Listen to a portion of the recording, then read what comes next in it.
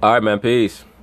So it seems as though the hashtag #MeToo movement is about to hit the NFL square in the middle of the forehead in the form of the Washington Redskins and a new accusation that has been levied against them by their cheerleading squad due to an article that has been written by the New York Times that states that back in 2013, the Washington Redskins cheerleaders were part of a convention that was held by the team in Costa Rica, where they were asked to entertain many of the more high-profile sponsors of the Washington Redskins, and they were forced to change their clothes and go topless in front of those sponsors for their entertainment, as well as acting as escorts to high-profile parties and clubs while in Costa Rica. Basically saying that they're being quote-unquote pimped out, which is what they are being. But a backdrop like this, a story like this, is going to allow me to make certain statements pertaining to the liberal female and her infatuation with what are normally considered male enclaves, that being professional sports. So anyway, they're going to talk about it, and I'm going to chime in. The New York Times reported Wednesday that Washington Redskins cheerleaders were required to pose topless for a photo shoot in Costa Rica in 2013, while guests invited by the team were allowed to watch. The report says some of the cheerleaders were then made to go to a nightclub as escorts for team sponsors. And while the cheerleaders say there was no sex involved, allegedly, there was no sex involved. When they say there was no sex involved, it means they were not mandated to have sex with the sponsors. But if you so choose to have sex with the sponsors, you can, and it may assist you in advancing in the organization, because that is how it works in many of these more antiquated fields in corporate America, and even in the modernized fields in corporate America, because it's going to bounce right back to what it's always been at the end of the day. And I'm just going to be blatantly honest, and a lot of people may not like this statement, but there is not much that modern liberal females have to offer in a sports organization other than to act as decor, as decoration. What really is your purpose? And let me say this, the act, the vocation of being a cheerleader goes all the way back to the ancient world. Back in the ancient world, when you had a society that had to be maintained by men, the woman's job was to act as a faction who would exhort her man, who would support the man, and women would get together in groups and they would write songs and do dance routines, often involving instrumentation, to assist the man in building morale. When you had a great warrior, the women would write songs for that warrior. He would gain great fame because of his exploits. Why is that? Because he showed great masculinity. He defended his family. He defended his society. He defended his civilization. He helped maintain what they had built. For those of you brothers who read the scriptures, there are different examples of that. For example, 1 Samuel, the 18th chapter, I believe around the 6th verse, 7th verse, where the women wrote songs for David after he had slaughtered the Philistines, and that actually led to the dissolution of the relationship between King David and King Saul, or the man who was going to become King David and King Saul. Because just like today, if you allow it, the woman can be a source of enmity. She can be a source of envy between men who may be more carnal than they should be, which was the issue that Saul had. But that's another issue for another day. Point being is this, that the vocation of cheerleader, that concept, it goes all the way back to antiquity. And it's always going to be associated with supporting masculinity, supporting the masculine principle. And eventually, yes, acting as a consort, a paramour, a sex object. And the way that you know that most of these liberal females that are quote unquote cheerleaders, they like that, is because they're so underpaid. If you know about the NFL cheerleaders, they're grossly underpaid. Or maybe they're properly paid, because maybe the point is that you're not really necessary. And I don't understand why a grown woman would want to cheerlead, other than the fact that, once again, the liberal female is obsessed with attention. And whenever you're obsessed with attention, eventually you will degrade yourself. That is what you will do. And yes, it will lead to you being pimped out. And if you notice, most of these young females that end up getting caught in prostitution rings, how does it start out? Oh, I don't want to listen to what my parents tell me. I don't care about what my dad thinks. I don't want to hear what my mom has to say. I'm going to run away. And that's a pimp's dream, because a pimp is always going to tell a silly bitch what she wants to hear until he can entrap her. they felt that the team was, quote, pimping us out. The cheerleaders were not paid for the week-long trip to Costa Rica. In other words, if y'all don't like it, you can pack up your bags and leave because there's another chick with nice titties and fat ass on her way. You are very, very expendable and replaceable. But right now, in this atmosphere that we're in, this hashtag Me Too atmosphere, where like I tell you, brothers, is basically the revenge of the ugly bitches. Even some of the more good-looking women are looking for a come-up, especially if they're underpaid. They're looking for some type of settlement, no doubt about it. So what this is going to force eventually is many of these NFL teams, if they do have cheerleading squads, they're going to get rid of the cheerleaders because they're really not necessary. Washington responded to the report with a statement saying, quote, each Redskin cheerleader is contractually protected to ensure a safe and constructive environment. Now, what does that really mean? Each Redskins cheerleader is contractually protected. In other words, we're not going to mandate that you have to have sex with people, but if you're looking for a come up, that's what you'll do. We have multi-millionaire, multi-billionaire sponsors for this team who like to be treated a certain way. They've been fans of our team since the 1970s, back when George Allen was coach. And we think that they deserve the best. Are you willing to give your best? You know how these corporations, these companies, they come with their little silly taglines, their pimp game, because that's really what it is. They run their little pimp game on these broads. Okay, Mandy, you've been here for a year and a half. We like how you cheerlead, but are you ready to take this to the next level? And, if everything works out, you can become a little side piece for so-and-so who runs this corporation. And if you don't want to play along with the game, you can pack up your shit and have a nice day. Take your pom-poms with you. Goodbye. The work our cheerleaders do in our community, visiting our troops abroad, and supporting our team on the field is something the Redskins... Look at this nonsense. The work our cheerleaders do in our community. What the hell are cheerleaders doing in the community in Washington, D.C.? Your job is to jump up and down, show your midriff, and make sure that your titties stay perky and that your ass stays tight. All this is spin control because the Redskins understand that in the environment, in the atmosphere that we're in, they could be heading for a lawsuit, especially if this blows up, which it just might. It says visiting our troops abroad. If you're in the military and the Washington Redskins send a convoy of cheerleaders to your military base, are you thinking to yourself, wow, I really feel like I've been appreciated? Or do you feel like, wow, I really want to bust a nut right now? I mean, give me a break. Once again, brothers, the concept of cheerleading, it goes all the way back to the ancient world, and it always led to the support of men. And many of those females who were involved in the convoys to support men eventually became their paramours, their concubines, etc. And that is what is expected of these Redskins cheerleaders. And they're either going to have to conform to this game plan or they're going to have to move along. The Redskins organization and our fans take great pride in. More First Take right now. All right, very concerning story here. Max, before I get your take, I just want to highlight an important detail as a female here on the show. My initial reaction was... Well, you know what? You're really supposed to wait until the end of the segment to speak your mind. But once again, this is a sign that this female here, Molly Karam, she's completely out of pocket. And it's because Stephen A. Smith has not done his job in making sure that she understands her role. She's the moderator.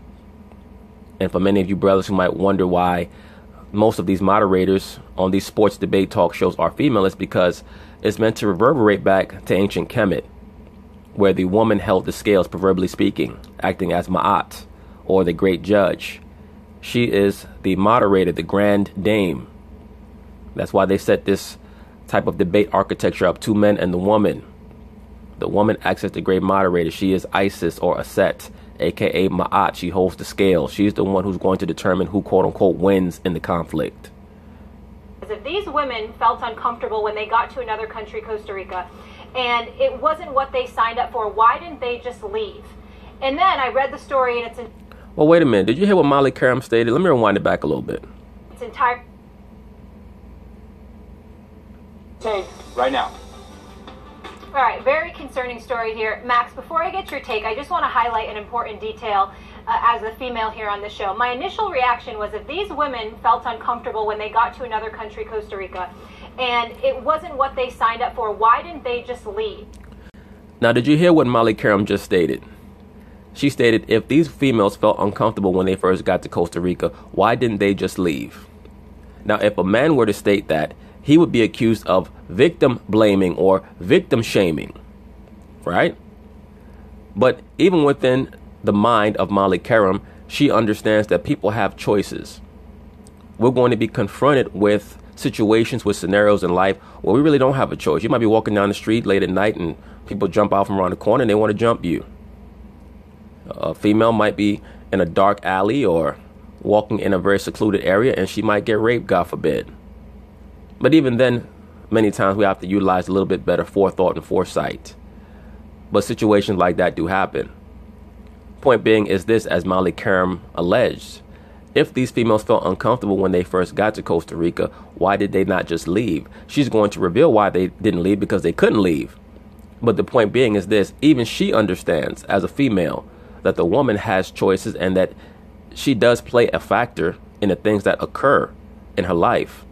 And it's important that accountability is put upon everyone in this society, especially those who want to be treated, quote unquote, equally. You can't just blame others when you make bad decisions in life, or when the fact of the matter is that you're trying to create an advantageous position for yourself and things go awry. Leave. And then I read the story in its entirety in the New York Times piece, and their passports were confiscated. That is a major red flag. That's something that happens in trafficking practices. I don't understand how they were allowed to take their passports, why they handed them over. But because they're property. They're viewed as property, Molly Karam. That's why.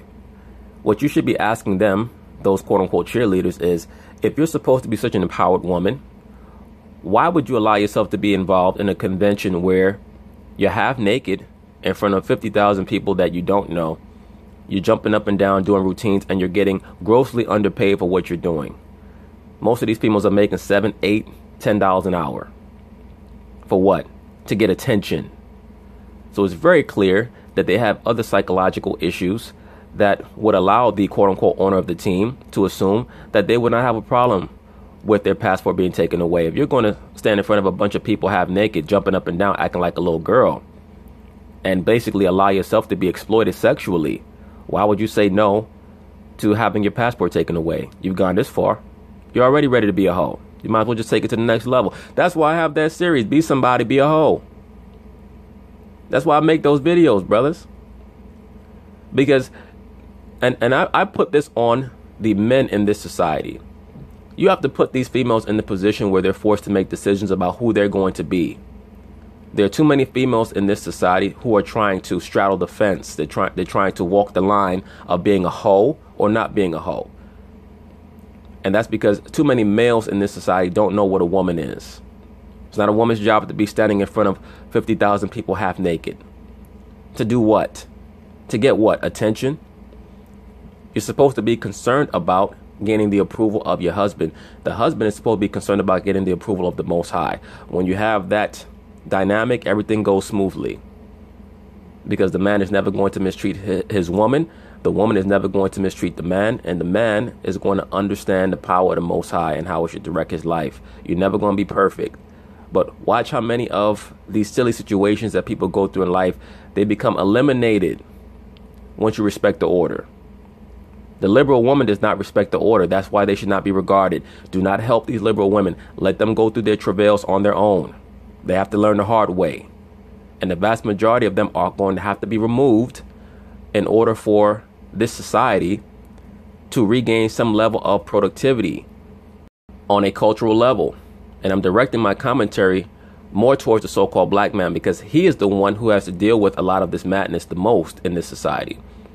Because it's not going to get any better in this kingdom. It's only going to get worse. But you can make your own personal life better by utilizing greater distinction, greater discretion in your life in regards to what you allow into your life.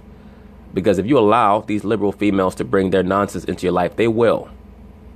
And as you can see by the decision making or lack thereof that they normally exhibit, they will get themselves into terrible situations that they should have seen coming. Once you're hired to do a job where you have to dress half naked in front of 60,000 people and you're getting paid $8 to $10 an hour, what should that tell you about how they view you and your vocation? But that leaves them vulnerable with no power, and it's completely unacceptable and egregious and really scary. Well, obviously it is acceptable because they accepted it.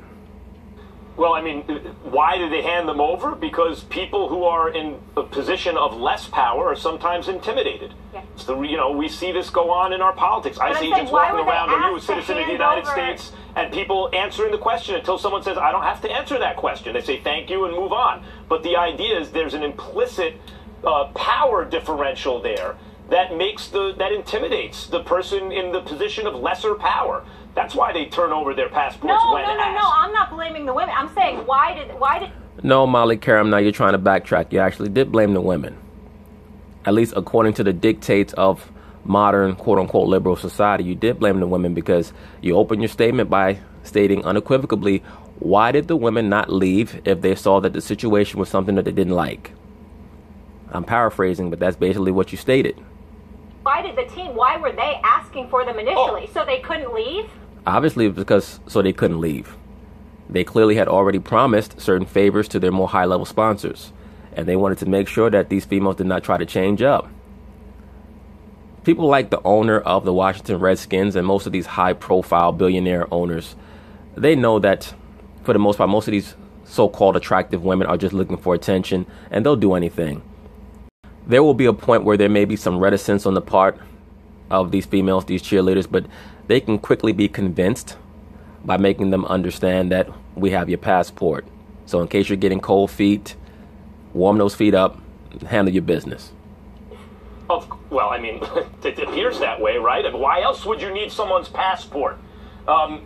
Molly, the thing about this reminds me of Eric Reed, actually, in a lot of ways, in the sense that... No, it doesn't remind me of Eric Reed at all. Eric Reed is a follower. He's an idiot. And now he's paranoid that no team wants to sign him because he wanted to follow Colin Kaepernick, the allegedly black modern-day Muhammad Ali who was raised in a white community by a so-called white couple and is going to empower black people by getting on one knee. Eric Reed decided that he was going to follow him on his Don Quixote fool's errand. And now he has to pay for it. Once again, brothers, do not be followers. Always analyze everything that is presented in front of you. Hey, this is not, all of our cheerleaders are contractually protected in terms of a safe work environment. Well, according to the CBA, so are the NFL players in terms of standing for the national anthem. You don't have to, but if you don't, you won't have a job. So That's basically how life goes, Max Kellerman. I'm sure that your contract has certain gray areas where you understand that there are things that you can't do and can't say because if you do, you'll get fired. And you toe that line as well. It's always amazing to me how so many of these super liberals, they get on television and they tell people that they should bring discord and chaos into the lives of others, and they will not do it themselves. And that's the point that I made many months ago pertaining to Jamel Hill and Michael Smith, and you can't even find them niggas on TV anymore. Because the brass at ESPN, they cracked the whip over them niggas' backs. And where are they now? They spent about 2 months talking about Colin Kaepernick and all this other liberal black bullshit. And as I tell you brothers all the time, all the liberal black wants is a hug from the white man. All these racial conversations that they have is all a fucking smoke screen. Every last bit of it. And the liberal black movement is akin to the modern Me Too movement for the women. Because all the women want, the liberal women, all they want to do is be men. They want to feel like a man. They want to feel like they have a penis and feel like they have power. As opposed to just understanding their own importance and their own beauty, because the woman has a beauty that cannot be replaced. She has a role and a vocation that cannot be replaced. She is essential. And while she's busy trying to play dress up, trying to act like a man, all of her duties are being neglected. And we see it every day in this society. So you have to, if you want to play. The person. That's an abuse of power. Mm-hmm. That is an overreach. At the very least, I'm just talking technically here. It's exploitation. And it's about... Yes, it's exploitation, but it's starting out as self-exploitation. Because once you make an agreement with a franchise that, as a grown woman, not as a teenager, you're not cheering for your local high school football team or your college team, but as a grown woman, 24, 25 years old, you make an agreement that you want to stand there in front of 50,000 people that you don't know dressed half naked for only $8 or $10 an hour. What are you really saying? You're saying that you'll do anything for money. You'll do anything for attention. And most of those cheerleaders are trying to find their way into the music industry. So what's already understood, what's already inferred by the brass at these organizations is that That's a thotty. She'll do what's necessary. So let's string her along. We have some sponsors coming in that we want to fet, that we want to celebrate for their contributions. Yes, Miranda, you are going to be half naked in front of Mr. McGillicuddy. You are going to escort him to the club. And if you don't like it, you're fired. Power dynamics. The women here, the cheerleaders, are disempowered, and there's pressure, obviously, to work for which they're not getting paid, right? This is kind of, if you want to be a cheerleader, you have to do this. Well, wait a minute, is it in our contract? No, but you should do this if you want to still be a cheerleader, right? Right, but is it in their contract that they have to make appearances overseas to quote-unquote support the troops? But they pretty much know that if they say no, they're going to be let go. That's what happens when you're expendable. Max Kellerman is using terms like disempowered. That is an apropos term, because you either have power or you don't. And when you don't have power, you're pretty much at the whim. You're at the mercy of your quote-unquote employer. That's why I always implore you, brothers, the so-called black man should not be in corporate America. The so-called black man should be trying to work out his own destiny to make sure that he does not have his fate in the hands of others, because none of these other demographics have any mercy towards you or compassion towards you, so-called black man. So however you can do so, you should try to make sure that you put your life in your own hands. Right? And then when they get there, hey, we want you to be escorts but presuming the report is correct and accurate. We want you to be, what does that have to do with cheerleading? Oh, it's good for the business. We create a sense of, that has nothing to do with their jobs. No, actually it does, Max Kellerman, because the job of a cheerleader, the vocation of a cheerleader, is actually to support the masculine principle. That's what it's always been. That's why I opened up this video trying to explain some of the origins of the concept of cheerleading and what it's always been about. Yes, it does start with dances and routines, but it also extends over to sexual favors. It always has. It always has, and it always will. So you have to ask yourself, if there is such a demand for cheerleading in professional sports, why do they get paid such low wages? They get paid such low wages because they're the most expendable. They're being pressured, obviously. There's an implicit threat to their employment if they don't do what they want to do, do what they're told. This fool, Max Kellerman, he can't even get his sentiments out because he doesn't know what to say. Because off camera, I guarantee you that he has a far greater understanding of how tenuous the actual role of cheerleading is and how unimportant it is in the grand scheme of things in professional sports, and how this really is a non-story because you shouldn't even have professional cheerleaders around because they're not necessary. And the mentality is, the attitude is, you're of legal age, so we're going to treat you according to how we view you. We view you as prostitutes, and that's how we're going to treat you. Once again, brothers, whenever you study any of these sex trafficking stories, it always starts out with a female who decides that she wants to buck the system. She does not want to abide by the rules and the regulations that were stipulated to her by her parents. She wants to be free. And who loves that mentality the most? The pimp. Because the pimp is always going to tell the female what she wants to hear or what she thinks she wants to hear. That's how she gets pulled into that web, into that lifestyle in the first place. Once again, the female in general, and of course there are exceptions to the rule, but the female in general is not a three-dimensional thinker. She does not see things coming before they come. And that leads to her being a very, very bad decision maker. Women in general are very bad decision makers. Are there exceptions to that rule? Of course. But for the most part, they make very bad decisions. The only time they make good decisions is when it comes to their job, because they need their job to maintain that delusion of being independent. And it's outrageous, and it shouldn't go on. Yeah. How about the calendar shoot, though, by the way? So, you're posing in bikinis, and some of them said they were asked to be nude, and they had an audience. These men got to watch them change and pose. Like, how inappropriate can we get? Why is that inappropriate? They're once again telling you what you are. Once somebody tells you what they think about you, how they see you, then it's up to you to controvert that image that someone else has for you by not abiding by their nonsense. When you decide that you're going to stay, I guarantee you, had any of those women demanded their passports back, they would have gotten them back. It's just that they would no longer have had a job. So they actually chose to expose themselves before those men rather than uphold their own dignity. When people decide that they want to be viewed as equals, they have to deal with equal levels of responsibility. inappropriate, apparently. Damien? Yeah, I don't know what to say. I'm Professor Clump. I don't know. Ask Buddy Love. I'm a father of four girls, and I think what strikes me is, I watch, all my girls, they cheer, and the stage that they're at, you go from literally cheerleading being a sport, which it is. Anyone who, watches these, competitions and stuff can clearly see these girls are are athletes. But then yes, there's a distinction between what occurs in high school and college as opposed to professional sports. By professional sports, those females are viewed more as potential concubines than as athletes. As you rise up the ranks to the professional level, it takes on a whole different form.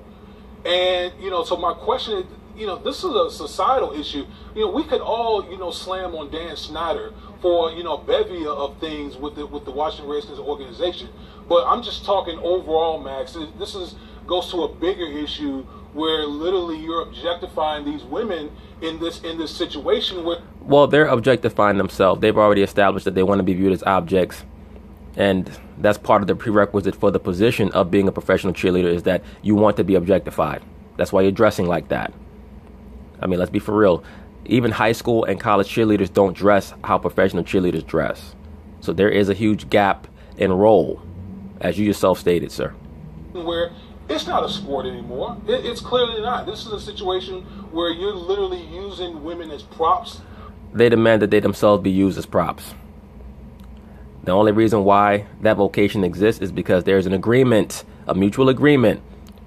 Once again, now that the woman has decided that she wants to be viewed equally, she wants to have her views and her opinions rendered on the same scale as a man, she has to be held equally accountable for her decisions.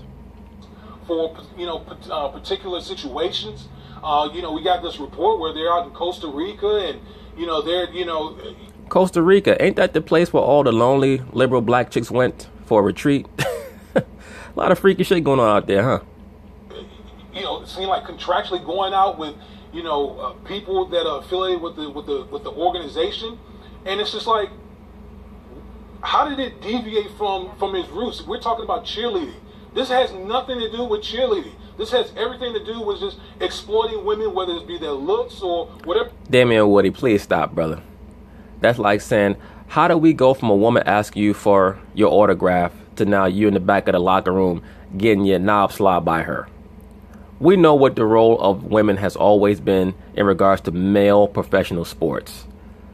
And I'm sure that it's going to seem unseemly to many people who are listening. And, people don't like to hear the blatant truth about it. But the female in association with professional sports has always been the role of quote-unquote thotty. Let's be for real, groupie, whatever you want to call them. And there are very few degrees of deviation between a groupie and a cheerleader.